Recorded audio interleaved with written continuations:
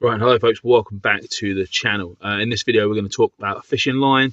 We're going to talk about what it's made from, what it's used for, the benefits and the negatives of using different types of fishing line, and we're just going to have a chat about fishing line in general, to be fair.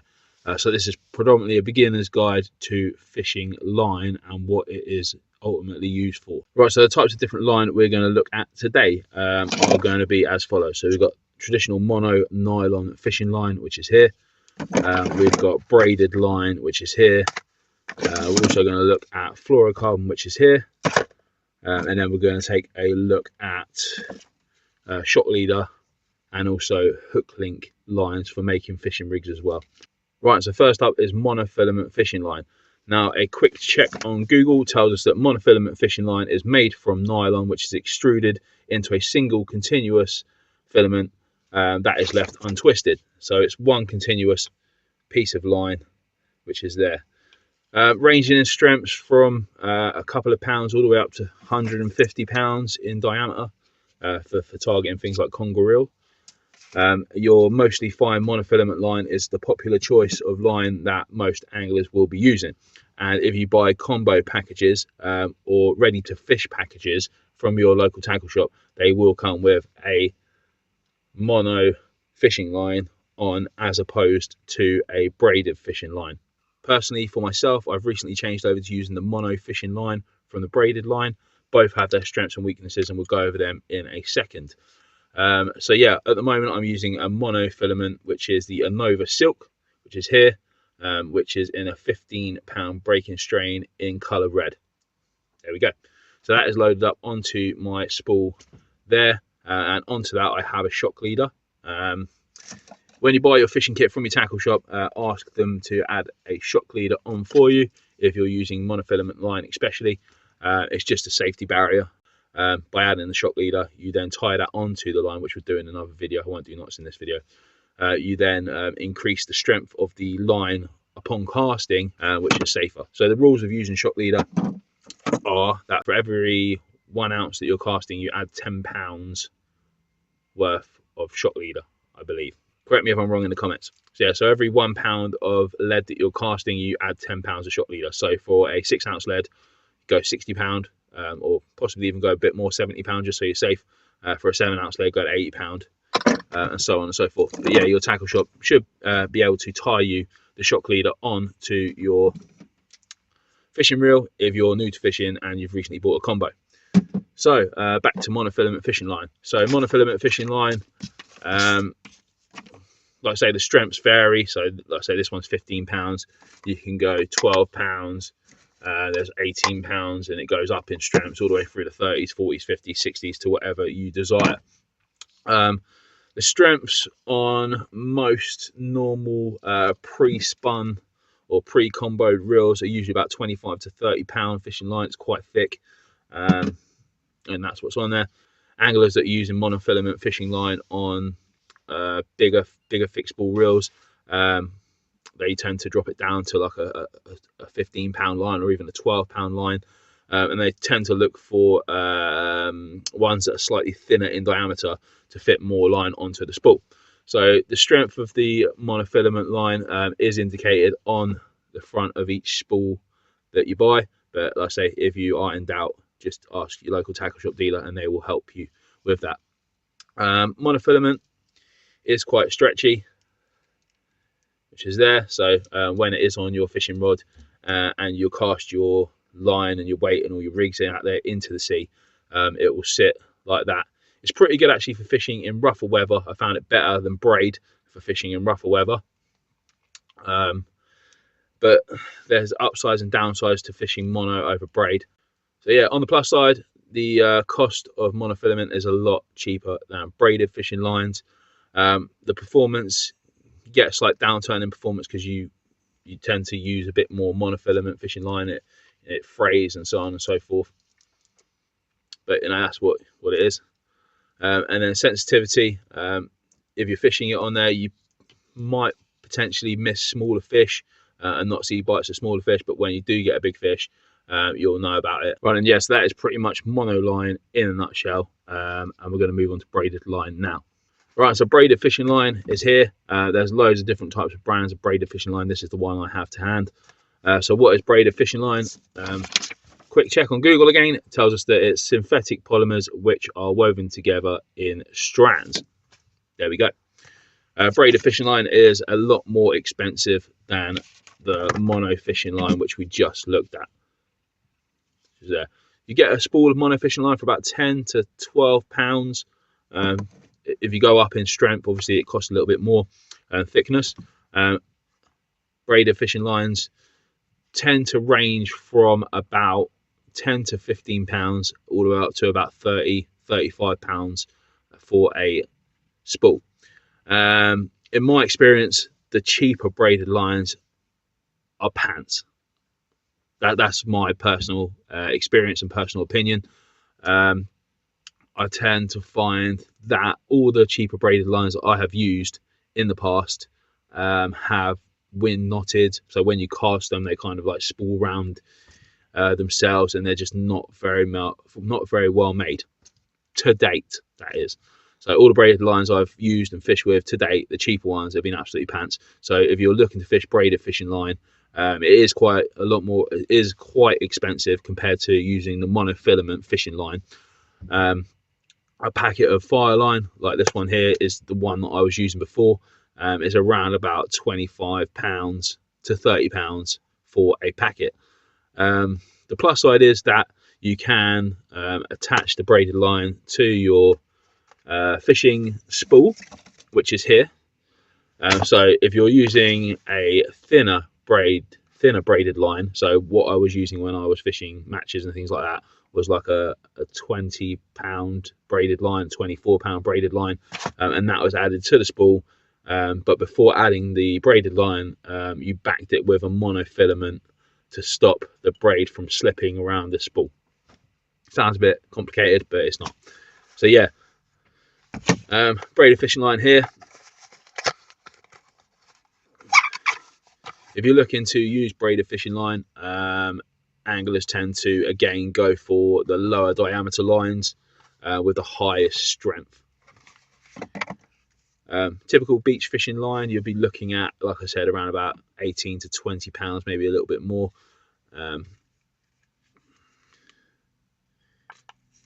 Very strong, braided fishing lines, very strong. And this one here, like I say, is pretty thin, which is there. So this one is a 64-pound braid, which is quite heavy braid, to be fair. You'll probably use this on a boat. It's loaded up on my boat fishing spools. Typical, like I said, typical beach fishing usage for braid for where we fish in Eastbourne, a shingle onto sand. You'll be looking at using maybe, like I said, an 18 to 20 pound, and then using a tapered shock leader, which would taper down really small, and then it goes up in strength to a much heavier mono, like I said before, to aid with casting and things like that.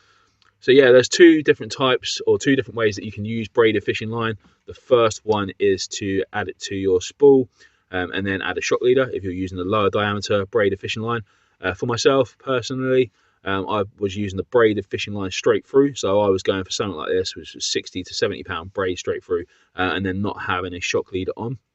There's upsides and downsides to this, and I found that if I got snagged using a higher strength braided fishing line, instead of pulling for a break and losing my shock leader and leaving material in the sea, I could literally take the braided fishing line around a sleeve. Make sure you got a sleeve on. It is braided fishing line, you can cut yourself pretty easy with it, so I recommend you use a sleeve, and you could get the braid and wrap it round. You undo the drag, pull a couple of loose bits of braid out, wrap it around your arm, turn away from the sea where your lead is, and then slowly pull the line for a break. And you could usually either straighten the hook out and get everything back, including your rig, minus a bent hook, and then you're leaving less material in the sea. So I fished like that for a hell of a long time. The benefits to it was that you literally see every single tap on a braided fishing line. So if you're fishing like I do, if you're fishing and you're filming for YouTube, and you want to cast your rig out, and then as soon as you get a bite, you want to get that fish back in, you know, to say here's my fish, and then to cast it out, so you're constantly fishing. Braid straight through was my go-to for a hell of a long time, and it still is, to be fair. Through the summer months, I'll probably switch over to Braid straight through. The only downside to fishing Braid is that if you're fishing and it's rough, because there's literally zero stretch in the Braid compared to the mono, it can pull your lead out and like misposition you, and yeah, it's a bit of a pain in the backside in the rough or whatever, but come the calm weather, it's pretty much a go-to. So like I said, against the positives and negatives of Braid, if you're fishing a calm day, then Braid is definitely a go-to over mono. If it's a little bit rougher, then mono kind of wins, or a balance between the two. So having one spool of Braid and then one spool of mono kind of usually is a good position, a good place to be in. So yeah, there we go. That is Braid.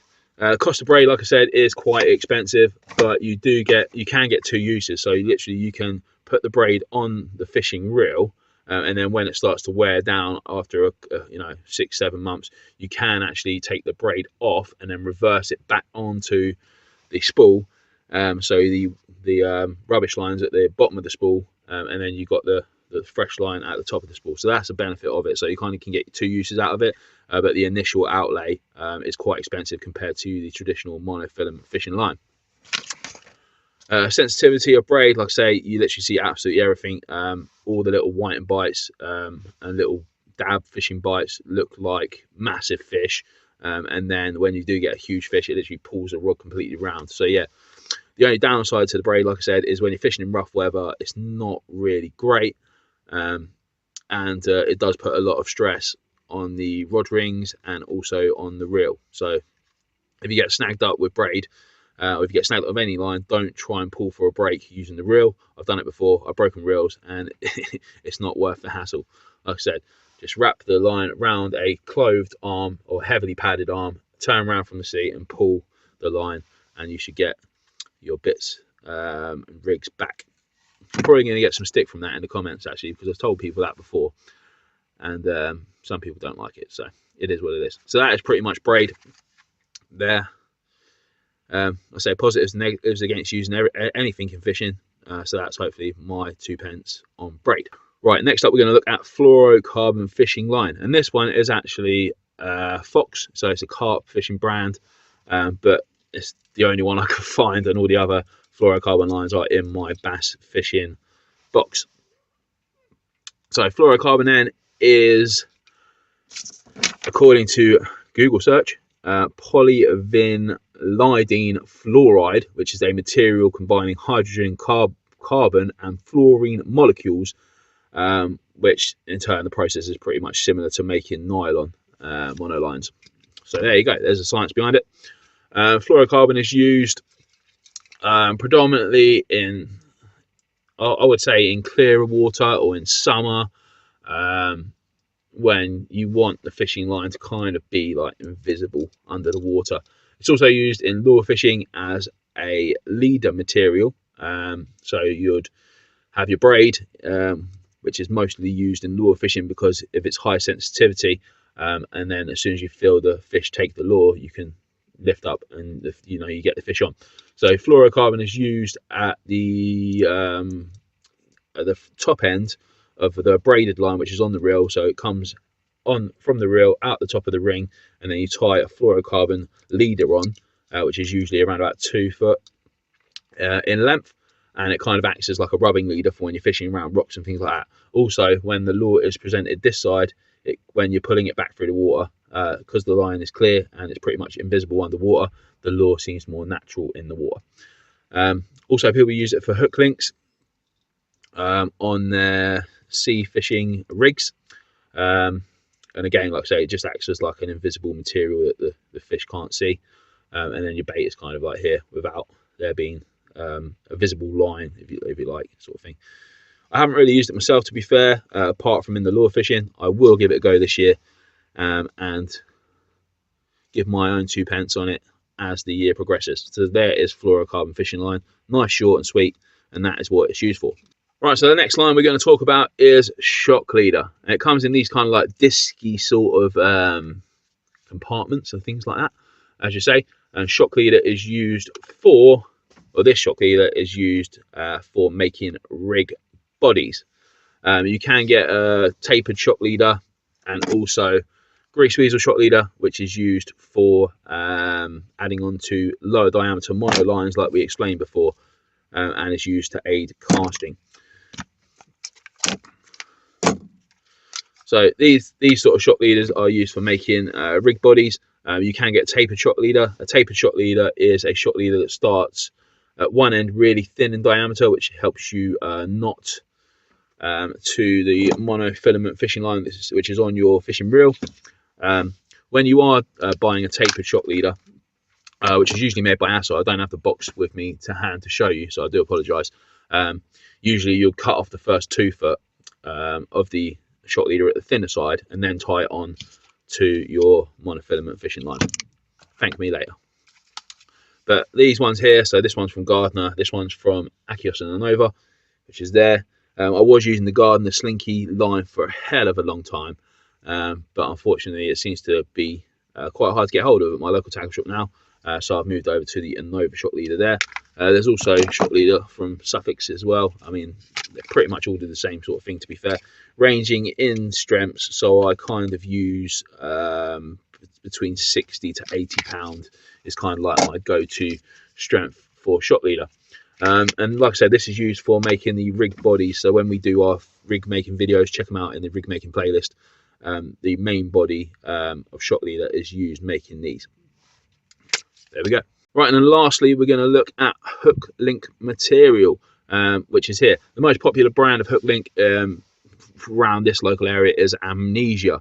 And Amnesia is a memory-free monofilament, which is used for making hook links and things like that for sea fishing. So when we do our rig making videos, I'm pretty much near on certain that most of the rig making videos and most of my fishing rigs use Amnesia of some sort, ranging from, I think it goes all the way down to £6 and then all the way up to around about 40-50 pounds in breaking strain. I tend to use the around about £15 to £25 for everyday sort of fishing, for like targeting flats and things like that. For your smooth hands and bass fishing, go up a little bit, so go at £25. And then if you're going for slightly bigger fish like conger eels that have got no teeth and things like that, then you'd whip out the slightly stronger stuff, which is, I think this is £150 to £200. Again, ask your tackle shop dealer if you're looking to target things like that, and you probably could buy pre-made rigs. So yeah, hook link is there, ranging from different strengths. It goes from, you can get clear color, which is probably the most popular one. This one's a black one. And then, like I said, if you want to experiment in the summer, you could probably choose a fluorocarbon like this one here.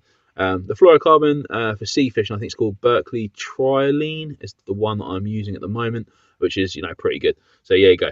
Hook links are there. Right, guys, so that is pretty much it. I'm just going to do a quick comparison again from Braid against Mono to overview. So Braid against Mono, strength wise, Braid wins. This stuff is pretty much, you know, it's pretty much indestructible, to be fair. Very strong. You know, it's pretty much can be used to target any fish. Yeah, when you are using the braided line, I would recommend using a finger stool, which is here. This is just one I picked up, which protects your finger from the braided line upon the cast. I have had incidents where I've slipped and it's literally nicked the top of my finger, and it does hurt and it does go deep and it is a pain in the backside. So use a finger stool, which is here, when using a braided fishing line. Or you can use a casting cannon, asking your local tackle shop about casting cannons. So there you go. So strength wise, Braid wins. It is a lot stronger than monofilament line. Stretch wise, monofilament wins. It's a lot more stretchy. Braid is pretty much direct. So when you're fishing with monofilament and you cast out, you kind of like need to strike a little bit to hook the fish. With the braid, you can kind of like just lift into the fish, so you just lift the rod up and feel the fish's weight, and it kind of sets the hook. The cost, by far, monofilament is a lot cheaper than braided fishing line. I say £10–15 for a spool of monofilament, £20–30 for a decent spool of braided line. Remember, like I said before, the cheaper braided fishing lines tend to be worse. So I mean, if you're going to buy a braided fishing line, do pay out a little bit and get a quality decent braided fishing line like this fire line here. Performance wise, monofilament is good. All-round fishing line, you know, like I say, it comes on most pre-made combo deals that your tackle dealer will supply you. You know, braided fishing line is great, but in the rougher weather, you know, it kind of has its drawbacks. However, for lure fishing and things like that, braided fishing line comes out in its own. You can literally feel the initial bite of the fish, and you can literally strike straight into it. So yeah, sensitivity wise, braid wins hands down. I've seen a lot more fish bites on braid than I have over mono, but you know, that is what it is. So yeah, that is pretty much it, guys. I hope you enjoyed the video. I hope you've learned something, if anything. Let me know in the comments what you thought, and I'll see you on the next one. Cheers.